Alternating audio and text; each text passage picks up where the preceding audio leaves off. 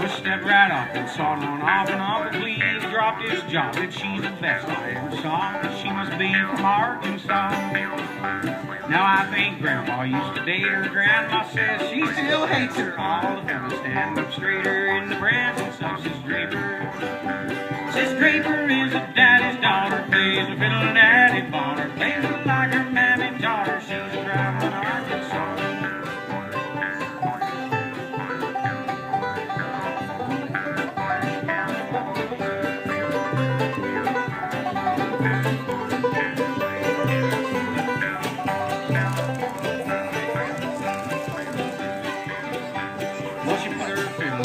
Box and said it's getting off late. She's on her way to Little Rock, and Little Rock can't wait.